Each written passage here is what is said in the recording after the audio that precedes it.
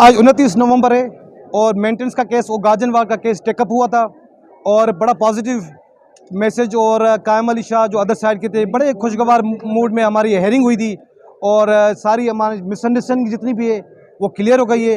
हम table talk करेंगे, इंशाल्लाह जॉइंट स्टेटमेंट कोर्ट में जमा कराएंगे और हम तो चाहते हैं पूरा किरदार अदा करेंगे ताकि इनमें जो मिसअंडरस्टैंडिंग मैडम अलीज़ा की और फिरोज़ खान के बीच में हुई है तो वो क्लियर हो जाए और इंशाल्लाह बच्चों के लिए मुस्तकबिल के लिए हम पॉजिटिव रोल अप्लाई करेंगे। मेन कंप्रोमाइज होने जा रहा है इंशाल्लाह पॉजिटिव हमेशा बंदा प्रोमी तो रहे ना पॉजिटिव चीज़ में, अल्लाह भी राजी नबी भी राजी। कब तक मुतवक्किल है टेबल टॉक या मीटिंग होगी? तो इंशाल्लाह कायम शाह 1 घंटे में आ रहे हैं, बाहर में चाय पियेंगे हम और इंशाल्लाह उसमें मसले जो भी होगा एग्रीमेंट होता है डिसएग्रीमेंट होता है हर चीज़ में तो वो इंशाल्लाह वो सॉर्ट आउट कर लेंगे हम। अच्छा, अभी सिर्फ दोनों वकला की बात हुई है, क्या पार्टियां भी राजी हैं? मैडम अलीज़ा और फिरोज़ भी राजी? भाई वकीलों का बड़ा पॉजिटिव रोल होता है, वकील को अगर चाहे पार्टी को अपना गाइड कर सकता है और बड़ा उसको एडवाइस कर सकता है पॉजिटिवली, बड़ा पॉजिटिव रोल होता है वकील का। तो आप कितना आप जो है मेंटेनेंस देने के लिए तैयार हैं? इंशाल्लाह अभी हमने उनको फार्मूला दिया है, एक पॉकेट मनी अलग से हो, एजुकेशन मेडिकल अलग से हो या लमसम हो,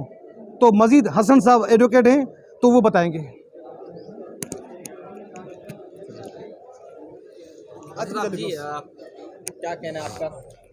जी आज एक केस था, हेयरिंग थी मेंटेनेंस की और गार्डनिंग केस के हवाले से। तो आज भी हमने कोर्ट को यही कहा कि हमारा रोज़ अव्वल से यही पॉजिटिव मैसेज है कि हम चाहते हैं कि मामला जो है सेटल हो और जिस तरीके से हमसे जो है मैडम अलीज़ा ने लीगल नोटिस के थ्रू चेक मांगे थे और मेंटेनेंस की अमाउंट क्लेम की थी, उनकी डिमांड के मुताबिक हमने वो चेक इशू किए, उनको हमने वो चेक रिसीव करवाए, उन्होंने रिसीव किए, आज तक वो चेक कैश नहीं करवाए। तो यही बात हमने कोर्ट को बताया कि हम तो पॉजिटिव रोल प्ले करते आ रहे हैं, तो उनकी तरफ से अगर वो कैश भी नहीं करवाते और कोर्ट में मेंटेनेंस का केस चल रहा है और यहाँ पे कहते हैं कि बच्चों का खर्चा नहीं मिल रहा, तो ये एक मलाफाइड इंटेंशन दायर होता है और हम चाहते हैं कि मामला जो भी है, अगर कोई मिसअंडरस्टैंडिंग है या कोई चीज़ें हैं, हम टेबल टॉक करने के लिए तैयार हैं। तो हम अपना रोल प्ले कर रहे हैं, मजीद जो होगा वो डिसाइड करेगी कोर्ट करेगी और अगर आउट ऑफ कोर्ट वो बैठ के टेबल टॉक करेंगे तो हमें कोई एतराज़ नहीं है, हम सारे मामला को रिजॉल्व करने के लिए तैयार हैं।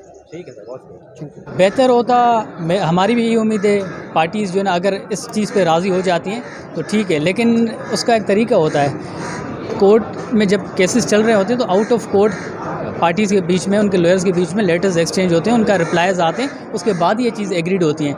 14 नवंबर को हमने इनको एक लेटर लिखा था जिसमें हमने उनको कहा था कि बच्चा पिछले 3 माह से स्कूल नहीं जा रहा, अगस्त में स्कूल खुलें, बच्चे का अभी तक जो है ना एडमिशन नहीं हुआ जौहर के स्कूल में, एक प्राइवेट स्कूल में जो उनके बिल्कुल घर के करीब है। वो हमने उनके एक्सपेंसेस लिखे हैं कि वो उन बाप को देने चाहिए, वो उन्होंने अभी तक नहीं भेजे। साथ साथ हमने लिखा कि बच्चों की जो ट्यूशन फ़ीस है, कुरान एजुकेशन फ़ीस है, बच्चों के जो मेडिकल एक्सपेंसेस हैं वो काइंडली दिए जाएं बच्चों को, क्योंकि सबसे जो अहम प्रायोरिटी है इस वक्त बच्चों के लिए वो यही है कि बच्चों की एजुकेशन और हेल्थ को नुकसान ना हो।